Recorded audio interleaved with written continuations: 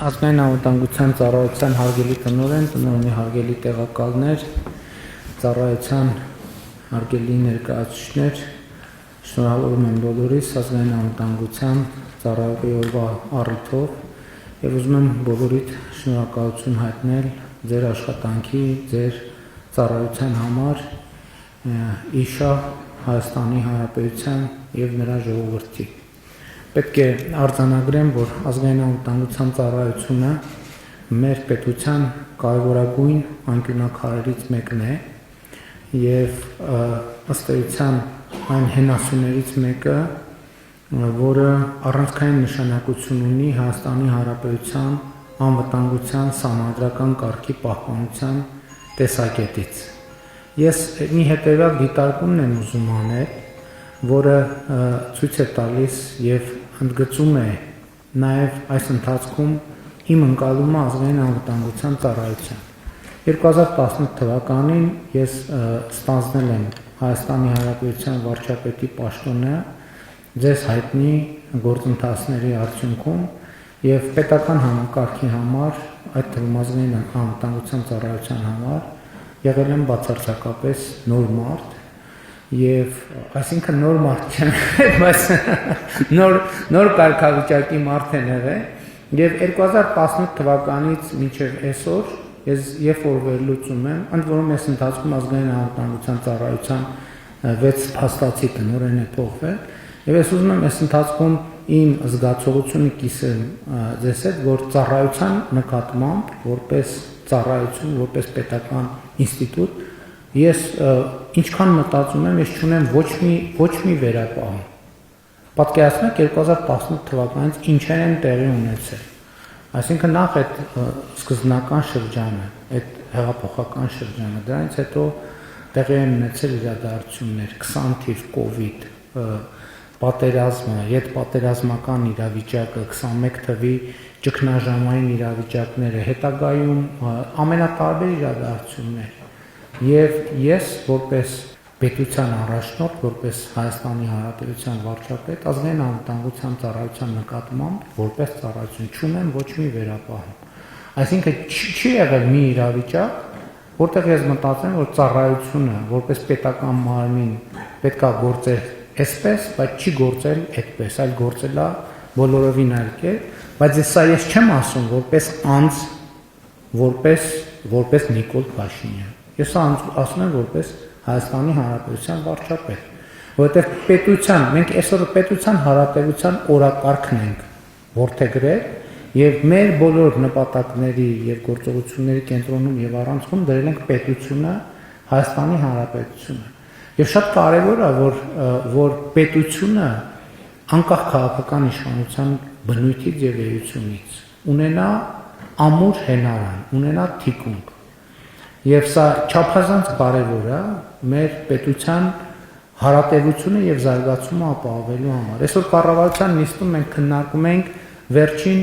2018 թվից էսկոմ մեր տնտեսական արդյունքները, այսինքն ինչ տնտեսական արդյունքներ են արձանագրել եւ նաեւ պիտի արձանագրենք, որ այդ տնտեսական արդյունքները հնարավոր չէ արձանագրել այդ թվում տնտեսական գործունեության անվտանգությունը ապահովելու տեսակետից։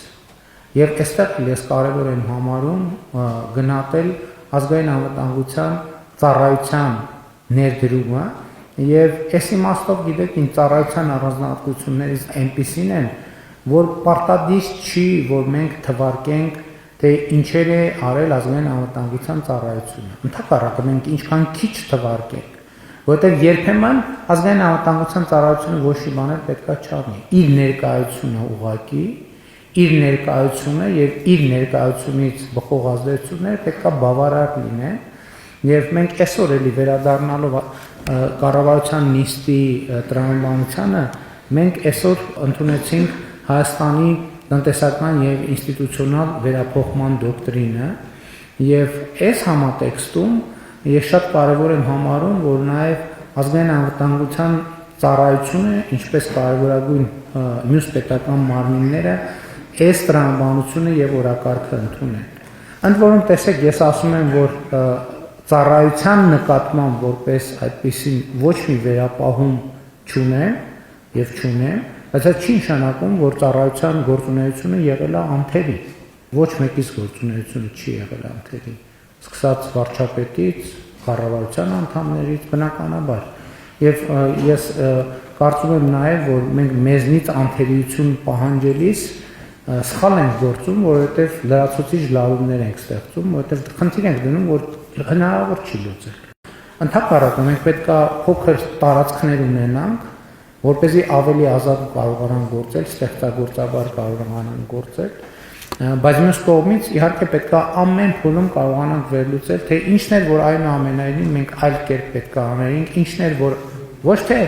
նախկինում թույլ տված սխալների համար կամ բաստողումների համար, որ ինքներս մեզ տանջենք, այլ առաջիկա շրջանում մեր գործունեությունը ավելի որակյալ դարձնելու համար։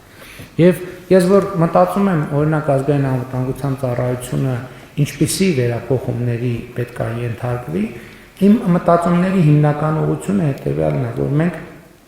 ավանդաբար ազգային անվտանգության ծառայությունը ընկալում ենք որպես առաջնային ուժային կառույցներից մեկը, եւ դա այդպես է, եւ դա պետք է այդպես լինի։ Բայց իմ կարծիքով ազգային անվտանգության ծառայությունը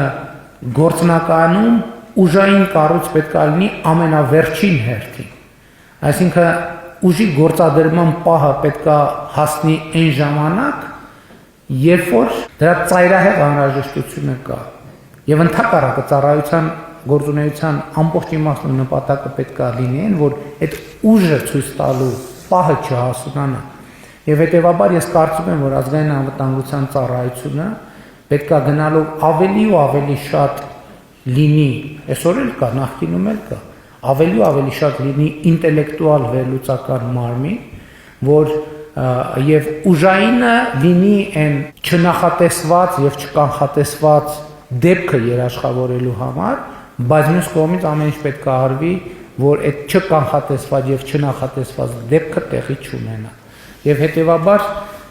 ես նաև տնօրենի առաջ այդ խնդիրը դրել եմ, որ առաջիկա շրջանում մենք պետք է հենց դրա վրա ավելի շատ ուշադրություն դարձնենք, իհարկե ազգային անվտանգության ծառայության ուժային կարողությունները պետք է շատ լրջորեն զարգանան, եւ մենք այդ ուղղությամբ գնում ենք, եւ մենք պետք է շարունակենք այս ճանապարհը։ Բայց ելի եմ ասում, ոնց որ այսօր մենք տարբեր խմբերի տեղակ եք համոզված են, ուղեկցում ենք եւ ցույց ենք տալիս մեր ձեռք բերած սպառազինությունները, ռազմական տեխնիկան եւ այլն, եւ այնտեղ մենք ասում ենք, մենք այս ամբողջ սպառազինություն եւ տեխնիկան ձեռք ենք բերում դա չկիրառելու հույսով եւ դա չկիրառելու նպատակով։ Այսինքն այս շատ կարեւոր բան է, որովհետեւ ազգային անվտանգության ծառայությունը պետք է շատ հզոր ուժային բաղադրիչներ ունենա, հատուկ նշանակության զորքերը պետք է իրանք շատ մեծ կարողություններ ունենան, բայց ուժի կիրառման անհրաժեշտությունից խուսափելը պետք է լինի։ Ազգային անվտանգության ծառայության հիմնական անելիքը կանխատեսելը, կանխարգելելը եւ այդպես շարունակ։ Եվ ես կարծում եմ, որ մենք բավականին հաջող այս տրամաբանությամբ գործել ենք, որովհետեւ պետք է արձանագրենք դա, չնայած դա ակնհայտ է, որ այս ընթացքում մասնավորապես սահմանադրական կարգի պահպանության, ահաբեկչության դեմ պայքարի ուղղություններով մենք անկառավարելի եւ անկանխատեսելի իրավիճակներ չենք ունեցել, բարձր որակով եւ մակարդակով կառավարել ենք այդ իրավիճակները, այստեղ ազգային անվտանգության ծառայության դերը առանցքային է, եւ ես ուզում եմ դրա համար էլ առանձնահատուկ շնորհակալություն հայտնել։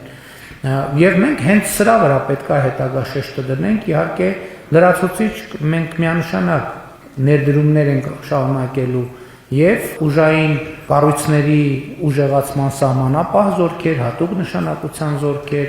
տեխնիկական հագեցվածություն, վերլուծական կարողություններ եւ այլն եւ այդպես շարունակ։ Այսինքն սա քննարկման ենթակա չի, բայց մեր մտածածով մենք ավելի մեծ ներդրումներ պետք է անենք ազգային անվտանգության ծառայության վերլուծական կարողությունների, մանավանդ հիմա սպառնալիքներն էլ իրանց բնույթով փոխվում են։ Հիմա պատկերացրեք ֆիզիկական առանց ֆիզիկական հպման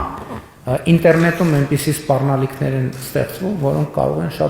շատ լուրջ խնդիրներ հարուցել եւ անվտանգային առումով այնպիսի խնդիրներ առաջացնել, որոնց հաղթահարելը շատ դժվար կլինի եւ այս առումով իհարկե ես համոզված եմ, որ բավարար կամք կա եւ համոզված եմ, որ ինչ որ ասում եմ, այդ օրակարգը ընկալելի է եւ իրականանալի ազգային անվտանգության ծառայության համար։ Իհարկե մենք ունենք խնդիրներ, հիբրիդային պայքարը, հիբրիդային պատերազմները, որը հələ մենք դեռ չենք հասցնում մի փուլի գործիքակազմը յուրացնել եւ հասկանալ դա ինչա, նոր գործիքներ են ի հայտ գալիս, նոր մոդելներ են ի հայտ գալիս եւ սա շարունակական աշխատանք է։ Թմրանյութերի ապօրինի շրջանառության հետ կապված խնդիրները լուրջ են։ Դա լավ լուրել չի մխիթարանքային, որ դա մենակ մեր երկրում չի, ամբողջ աշխարհում այդ խնդրը ահագնանում է եւ հիմա տեսնում եք նաեւ այդ խնդրը ինչ դրսեւորումներ են ունենում, բայց սա մխիթարանք չի մեզ համար, որովհետեւ մենք պետքա ձև գտնենք, որովհետեւ դա իրոք ազգային անվտանգության լրջագույն սպառնալիք է։ Եվ մենք այստեղ էլ ճիշտ մարտավարություններ պետքա որդեգրենք։ Ես օրինակ վերջերս մի խորհրդակցության ժամանակ, կարծեմ ազգային անվտանգության խորհրդի ձևաչափով, երբ որ քննարկում ենք թմրանյութերի ապօրինի շրջանառության դեմ պայքարը, հարցը թե մենք ինչքան էներգիա պետքա ծախսենք, ասենք 0.00 չգիտեմ ինչ գրամ քարերի տակ դնողների վրա, եւ ինչքան էներգիա պետքա ծախսենք այդ մեծ խմբականակները ներդրողների եւ հնարավոր տեղում արտադրություն կազմակերպողների վրա, որտեղ ես ոնց վերլուծում եմ, մենք պետք է ավելի շատ կենտրոնանանք աղբյուրների վրա, որովհետեւ հա 10 բան կտանք, այդ ինչա փոքր փաթեթ կտանք ծառերի տակ թաքցրած, հա դա վիճակագրորեն արդյունք է, բայց մենք մեզ խափում ենք, երբ որ ասենք 5-6 փաթեթ 5-6 հոգի են գտնում եւ ակնհայտ է շրջանառության մեջ կան կենտրոնացման տեղեր եւ մենք պետք է զբաղվենք կենտրոնացման հնարավոր ներմուծման խմբականակների հնարավոր արտադրական շղթաները բացահայտելու եւ դրանց վրա կենտրոնանալու վրա։ Եվ իհարկե անվտանգության այն օրակարգերը, որոնք հիշատակվում են կառավարության, քաղաքական ղեկավարության կողմից, դա սպառիչ չի, որովհետև անվտանգության օրակարգերի մասին այդ թվում տեղեկատվություն ազգային անվտանգության ծառայությունն է մեզ տալիս եւ դա ձեր ամենօրյա աշխատանքն է եւ ես կրկին ուզում եմ շնորհավորել բոլորիդ այս օրվա առիթով, շնորհակալություն հայտնել ծառայությանը ընդհանուր առմամբ եւ յուրաքանչյուր ծառայողի եւ նաեւ շնորհավորել ձեր բոլորի ամանորը Սուրբ Ծնունդը ձեր ընտանիքների անդամներին, ձեր հարազատներին, ձեր բարեկամներին եւ հաջողություն մաղթել հետագա ծառայության ընթացքում եւ կրկին անգամ իմ գոհունակությունը արտահայտել այն փաստի առիթով, որ հիմա արդեն ես դա համոզված ասում եմ, որ բոլոր ամենաբարդ իրավիճակներում ազգային անվտանգության ծառայությունը միշտ եղել է իր տեղում, միշտ եղել է իր պարտականությունների շրջանակում եւ հասցեագրել է բոլոր այն խնդիրները, որոնք պետք է հասցեագրեր, իհարկե իրավիճակները տարբեր են եղել, բարդ են եղել, երբեմն նույնիսկ անհաղթահարելի են թվացել, բայց այն, որ մենք բոլոր այդ խնդիրները հաղթահարել ենք, դրանում ամենևին էլ երկրորդական չէ եւ չէր կարող երկրորդական լինել ազգային անվտանգության ծառայության դերը եւ իմ գնահատանքի խոսքը հարկ համարեցի, որ այսօր այսպես բոլորիդ ներկայությամբ արտահայտել եւ կրկին շնորհակալություն եւ կրկին շնորհավոր